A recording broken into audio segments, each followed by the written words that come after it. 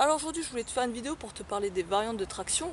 Quelles sont les variantes que tu peux travailler pour solliciter tes dorsaux de manière différente?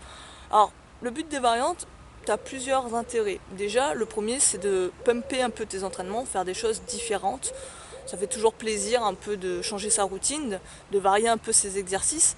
Faire toujours le même exercice, c'est un peu chiant et surtout, ça te laisse dans ta petite zone de confort et tu as tendance à vouloir y rester le plus possible et pas aller voir ailleurs. Et souvent, en travaillant des variantes, tu te rends compte qu'il te manque des lacunes. Donc travailler le muscle dans différents angles a beaucoup d'intérêt si tu veux être complet.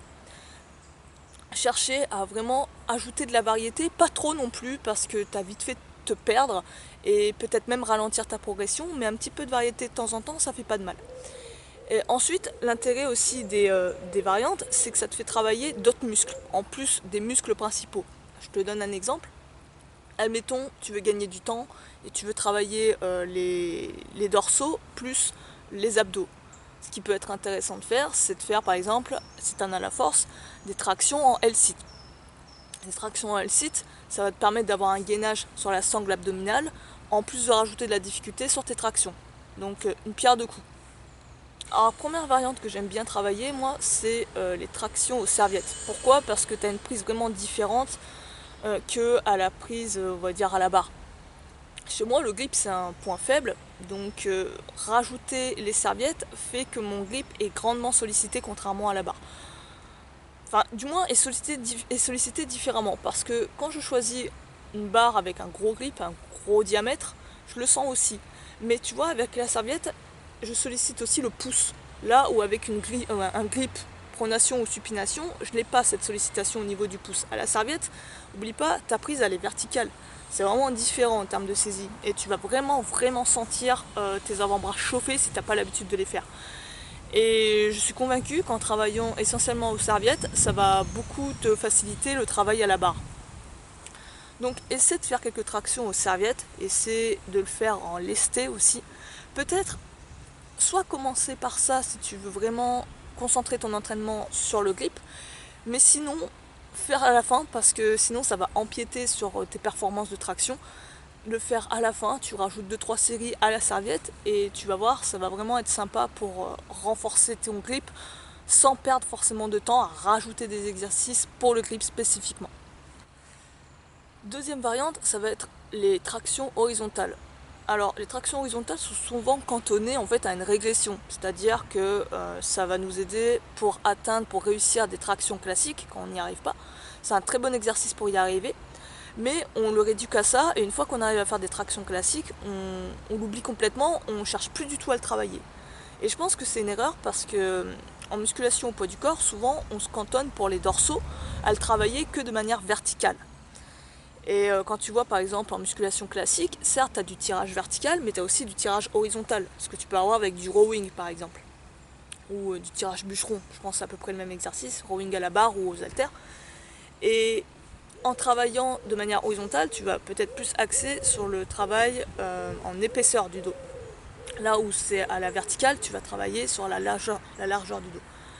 Donc c'est bien de continuer quand même à le pratiquer, les tractions horizontales. Et pour le rendre plus difficile, tu as le choix entre peut-être te lester, rajouter de la charge, rajouter des livres, ce que tu as sur toi. Tu peux aussi surélever tes jambes, ça augmente ton amplitude, la difficulté. Et ce que tu peux faire aussi, c'est le travailler en unilatéral avec un bras, en travaillant aussi en archer, pourquoi pas. Ou si tu veux peut-être être en high volume, viser des grosses reps, beaucoup de répétitions, avec beaucoup de séries, pourquoi pas aussi. Troisième variante, ça va être le travail aux anneaux. Alors, les anneaux, pourquoi? Les anneaux, parce que déjà tu peux les attacher où tu veux. Là par exemple, je suis dehors, je peux très bien les attacher au bar de traction que j'ai derrière moi ou à une branche si j'ai pas de barre de traction sous la main. Donc rien que pour ça, tu peux t'amuser n'importe où à faire des tractions. Mais l'intérêt des anneaux, c'est que ça t'ajoute de l'instabilité. Là où avec une barre fixe, t'as pas du tout ça. C'est un travail différent. Pour ceux aussi qui ont peut-être des douleurs au poignet, le travail aux anneaux va être, comment dire, va travailler en symbiose avec votre corps, c'est-à-dire que votre corps il va s'adapter à la position où vous voulez mettre vos mains. Vu que les anneaux sont amovibles, ils vont tout simplement tourner. Et souvent, ce qui se passe quand on fait des tractions aux anneaux, c'est qu'on va avoir plus un grip neutre, voire un grip en supination. Et en fait, c'est laisser aller le corps où il veut aller. Et ça, c'est très intéressant pour les gens qui ont peut-être des douleurs au poignet. J'en connais des gens qui ont du mal avec les tractions à la barre, parce qu'en gros, ils sont obligés de s'adapter à la barre, et c'est pas la barre qui s'adapte à eux. Et en faisant ça, on va avoir plus un travail en douceur, qui va accompagner.